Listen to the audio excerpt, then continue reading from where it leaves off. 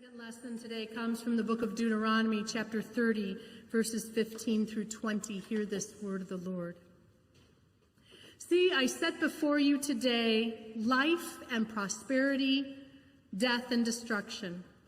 For I command you today to love the Lord your God, to walk in obedience to him, and to keep his commands, decrees, and laws.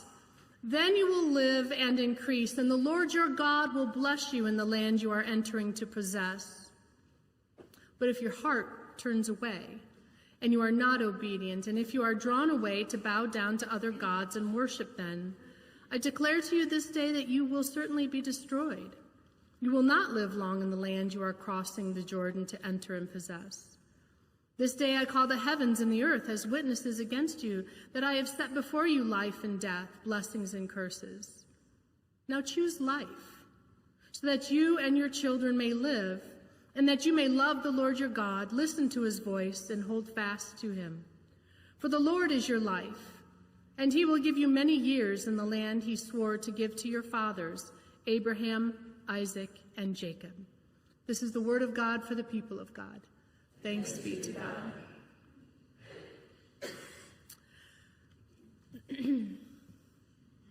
You know how you have big expectations and plans when you're figuring out your vacation?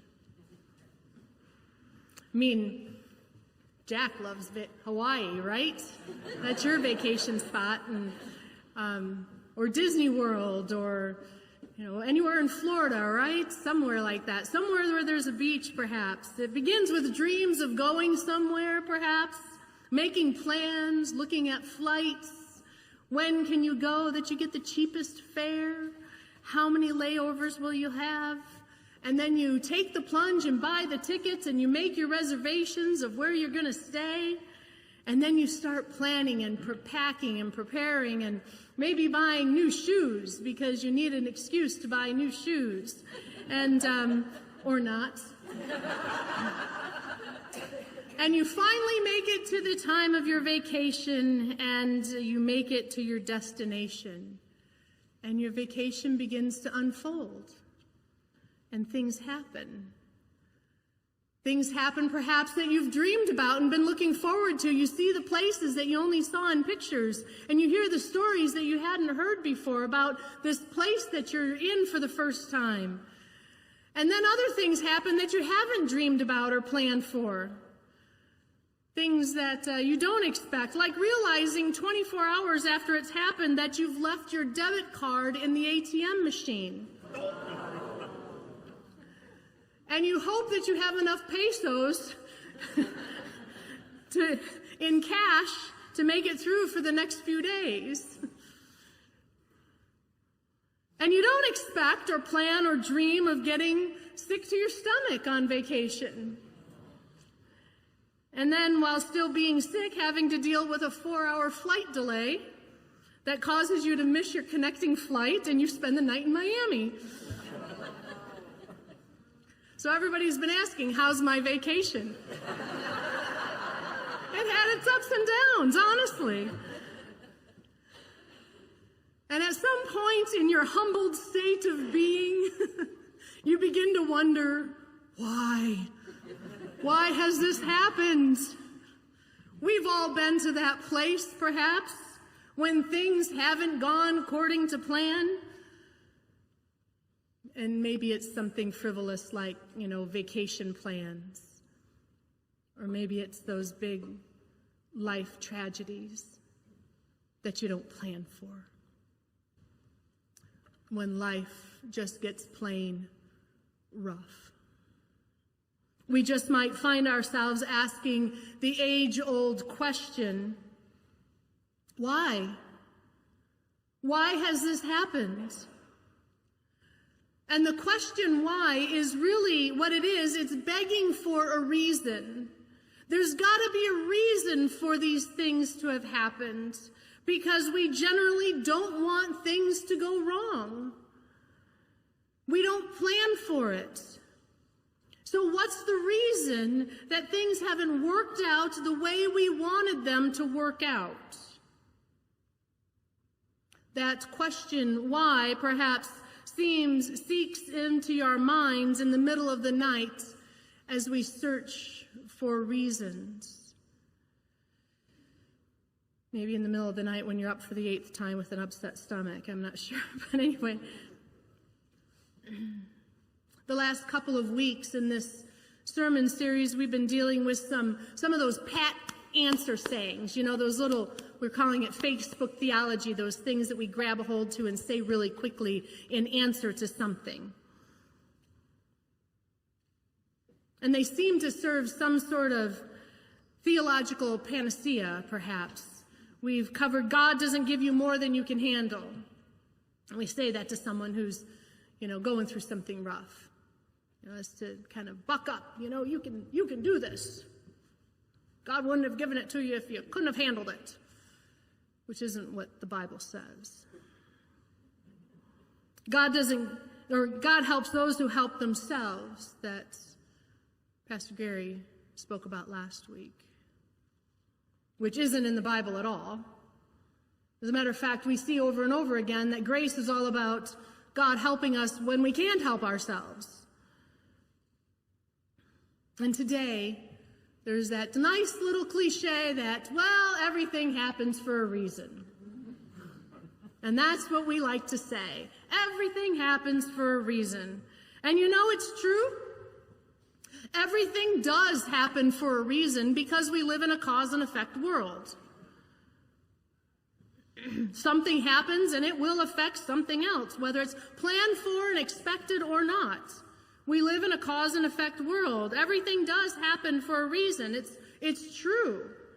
And yet it seems that the majority of the time that we say this, when we say everything happens for a reason, we use it not to explain the random things of life, perhaps, but rather we use it to somehow claim that there is a cosmic or divine reason behind everything that happens, like when these shells go spewing off the pulpit.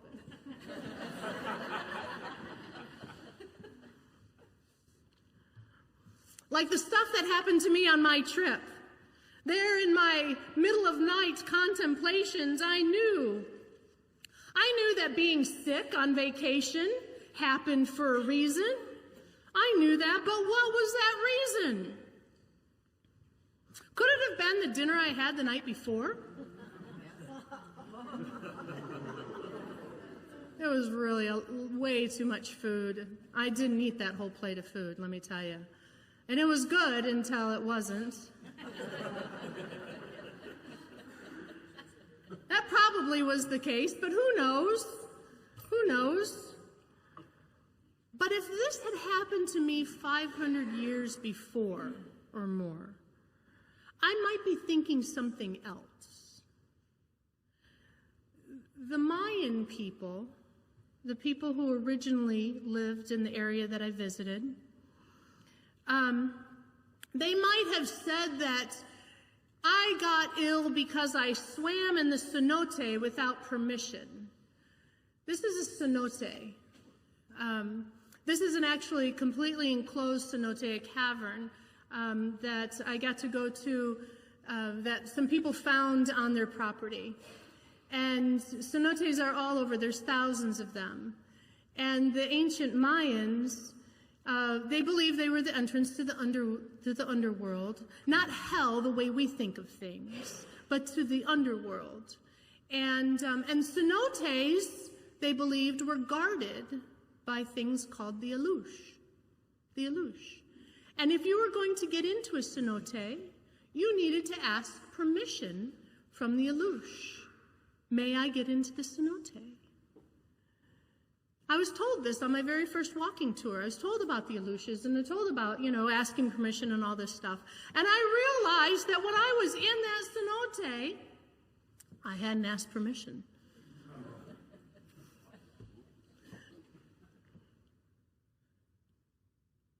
So 500 years ago, I might have thought, it was because I swam in the cenote without permission. Or maybe it was because I climbed a ruin of a Mayan pyramid, that's me up there, that some folks might consider to be disrespectful.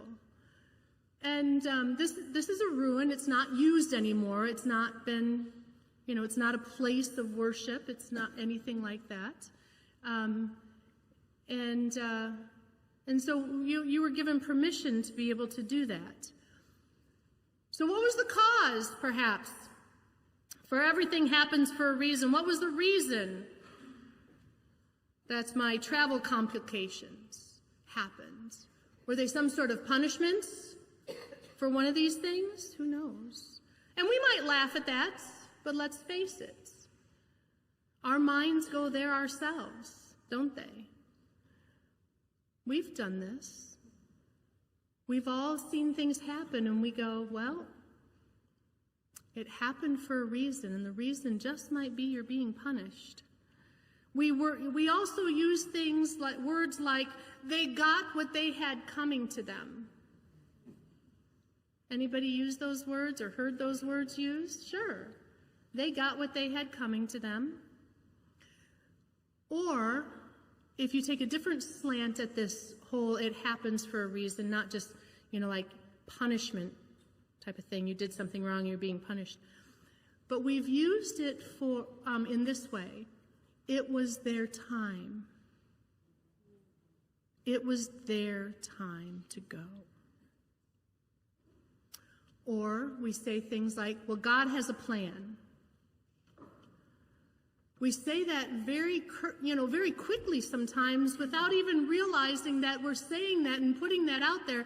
Like, well, God has a plan and it's a secret, but you're supposed to know the plan, but it's a secret, but you're supposed to know the plan, but it's a secret. Or we use something like, well, you must have had a lesson to learn. These are all kinds of precursors or add-ons to this notion of everything happens for a reason. Example, it was their time because everything happens for a reason. It was their time to go. Through the years, I have heard it all in years of ministry. And I'm sure you've heard it all too.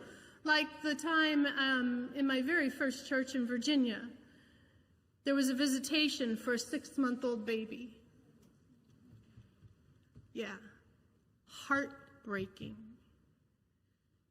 And down there, there would be like visitation after visitation after visitation in the South, and people would start by first coming to the home of the grieved. And so I was there at the home, and there was like half the town in these people's home, and this woman came up to this grieving mother whose baby had just died, and said, well, God must have loved her more than you. That's the reason, right? Everything happens for a reason. And so her offering was, well, God must have loved her more than you. And that was the reason then the child died? Confusing theology for me. Or at the next church that I served at a memorial service that was a year later, after 2 high schoolers who were full of life, full of activity and intelligence and fun, and they were headed on homecoming weekend to go get more supplies for their class's homecoming float. And they were killed by a drunk driver. And at that 1-year memorial, I heard people saying things, well, it was their time. It was their time. That was the reason. There's a reason for everything. Everything happens for a reason. Well, it was their time. And there's so many problems with us doing this kind of thing. There's so many problems with it. And I think the reason why we do this kind of thing is because we're just uncomfortable with sitting in the mystery of not knowing.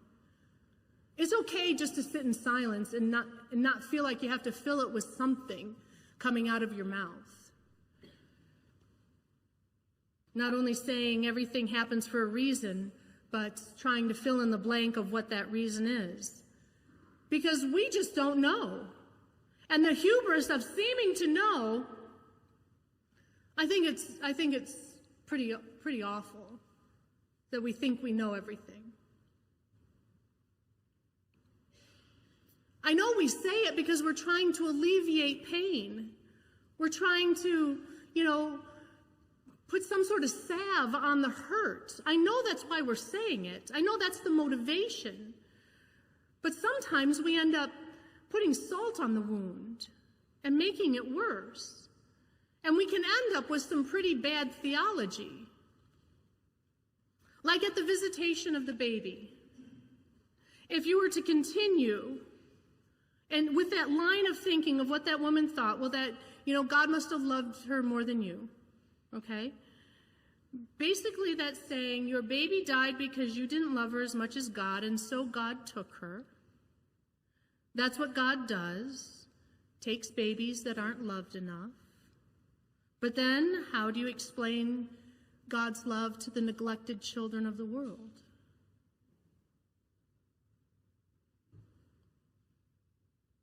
And how do you say to a grieving mother that her love wasn't strong enough when that mother had done everything for that child? Or at the memorial service for the high schoolers, that it was their preordained time to go. And so because it was their preordained time to go, well, God used the brokenness and sin of someone driving drunk to enact a plan to end the lives of those happy, kind, and full of promise for the world teenagers. See that theology? What is it that we're saying then? What is it that we're saying about God in each of those situations? What is it that we're really saying, about how God acts in this world? Or what God's love is? Or that, that one person's sinfulness is used for God's will. So does that make sinfulness okay then? Well, let's just go ahead and keep sinning because God's going to use it to enact God's will for someone else. Do you see what I'm saying? Does that make sense? Because that's kind of, if you keep going with that kind of line of thinking, you get somewhere where you go, I don't know if that's what I was saying.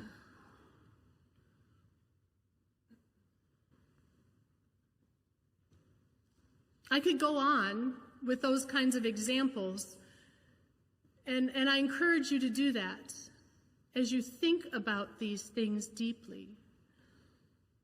To reflect on what it is that we're saying about God when we fill in the blank of trying to explain when bad things happen, and not only what we're saying about God, but what happens to the person that we're saying it to.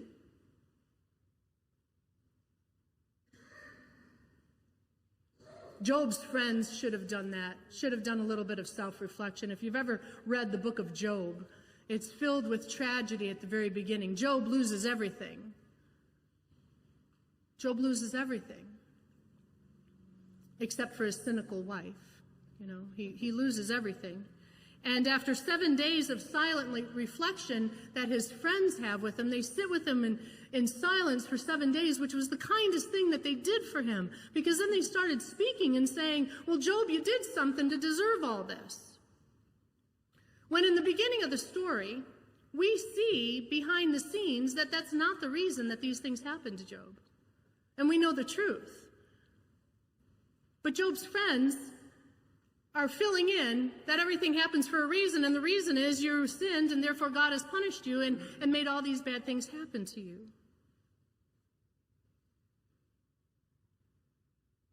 We need to understand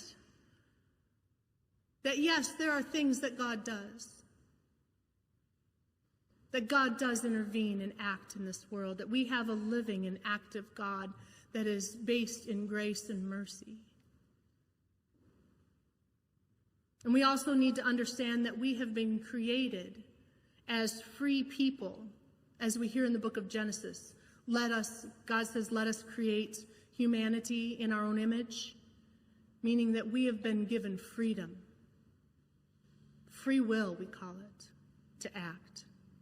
Or not act. And we've been set loose as free people in this dynamic world, and that simply living life has its own cause and effect on ourselves and the people around us. And so we need to take care.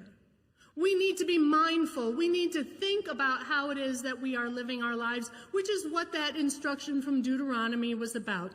Before the people of Israel were to go into the promised land, before they were to take it, God was like, now remember everything that I've taught you in the wilderness, that there's a right way to live and there's a wrong way to live. And if you live according to these instructions, you're going to find blessing in that.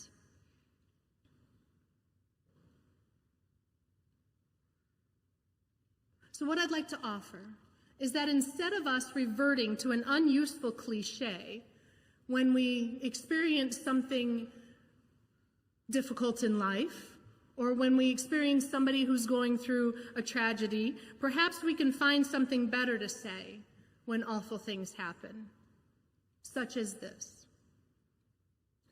I am so sorry you're going through this. My heart is with you. Doesn't that feel better than, well, everything happens for a reason? How about, I'm praying that you will experience God's grace and strength as you move through this. And I believe that God will carry you through. Or how about simply, I'm here for you. Because then we embody, that is, we put on the love of God who becomes incarnate, that is, who becomes our own flesh, and who entered into this dizzying cause and effect reality of this world, and who filled it with his redeeming presence and grace and love, and who even invited us to receive at the table he sets for us. This is why we have no barriers to this table. Everyone's welcome. Because this is a table of grace and mercy, which is how our God does act toward us, no matter what happens in this world. So let us gather around this table, shall we?